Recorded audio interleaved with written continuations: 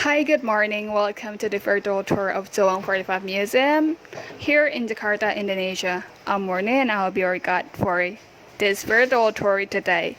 So, at this museum, we're going to learn more about the Indonesian history and struggle for the independence. And also, we're all together here to learn more and reminisce our heroes who have gone before us.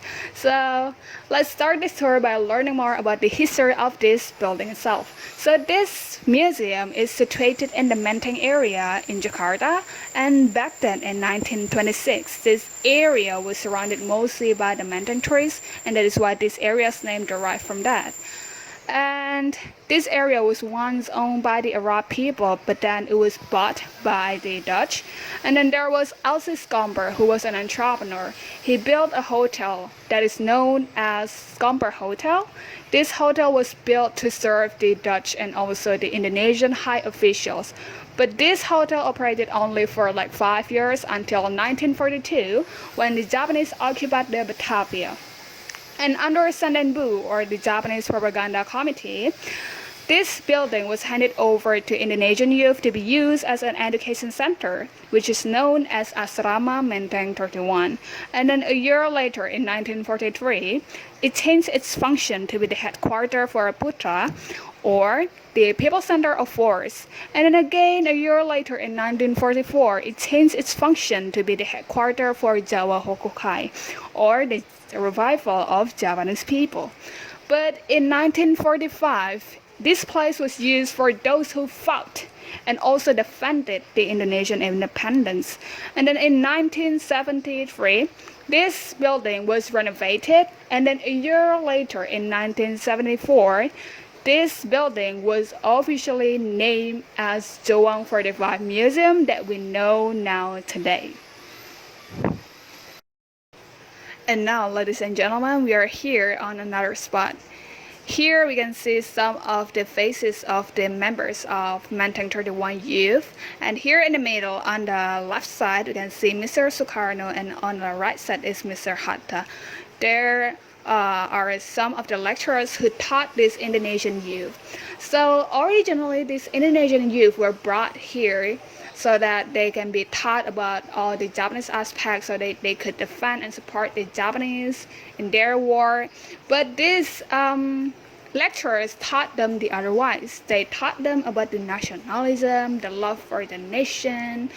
So yeah, are all some of the important people, important part of the history of Indonesian independence. So yeah, let's move to another spot.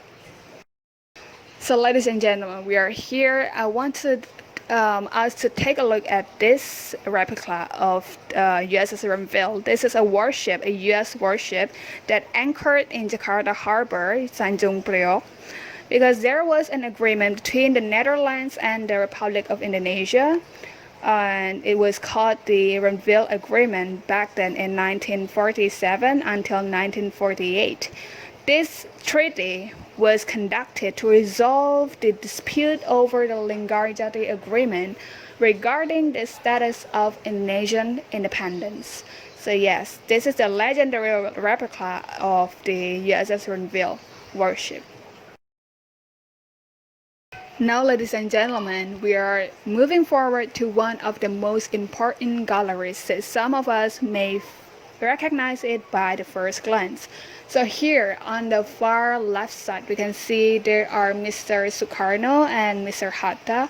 They were in Rengas Dengklok, which is a remote location outside of Jakarta, because they were abducted. Yes, they were kidnapped by the youngsters because the youngsters wanted them to quickly proclaim the Indonesian independence right after the announcement of the Japanese surrender to the Allies. But there were pros and cons between the young and the old people. The old people believed that the proclamation should be aired through PPKI, or the Preparation Committee for Indonesian Independence. But the youngsters did not want it that way. They wanted the Indonesian independence to be achieved with our own power. So at the end, Mr. Sukarno and Mr. Hatta they agreed to it. And they were brought to Admiral Maida house back to Jakarta by Ahmad Subarjo. Here, the Diorama Center. That is the Admiral Maida house. That is the place where Mr. Sukarno and Mr. Hatta they formulated the text of proclamation. And on that very day, on August 17, 1945, Mr. Sukarno read the text of proclamation. So next we can see this diorama on the right side. That diorama is a scene of Menteng 31 youth who did apel or the morning parade every morning in any situation, not because of special occasion. And now let's move to another dioramas in this gallery. And now we are seeing another dioramas in this gallery. So on the right side we can see women there were carrying weapons because there are Indonesian women warrior or Laswi. At the time, most women work as nurses, or cooks, or seamstresses, but there are women who were in a group called Laswi, which is an Indonesian woman warrior. And then next we see the diorama at the center. There are youth who were in an API. API is like Indonesian Youth Force. Back then, this building was once used as their office. And then another diorama, the last diorama in this gallery is that on the left side, we can see Mr. Sukarno. He was giving a speech at IKADA, or the Jakarta Athletic Association, for the first time, but he gave a speech for just like 5 minutes because they were under supervision of the Japanese army. And now let's move to another spot, our last spot. So ladies and gentlemen, we are at our last and hottest spot in this tour. Why hot? Because this spot actually is outside of the building. And this is a set of presidential cars. And now let's look into how these cars look like up close. And now ladies and gentlemen, this is how the presidential cars look like. Here on the left side, this black car, which was manufactured by the USA in 1939, was the first ever car that was used by the first president of Indonesia, Mr. Sukarno, for his presidential duties. And this car has a really funny story behind it. Once upon a time, Mr. Sukarno has a really good friend named Mr. Sudiro, and this car, which was believed to be the nicest car that you could have ever seen in Jakarta back then, was parked in front of the Japanese Department of Transportation. The original owner of this car was in a meeting, so the driver was waiting for him outside on a break. And then Mr. Sudiro approached this driver and made some diplomatic discussions, and at the end the driver was given some money so that he could go back to his hometown. Then this car was driven back by Mr. Sudiro to Mr. Sukarno house, and then since then this car is Sukarno car. So long story short, this car is a stolen car. And now we see on this upper right side this white car.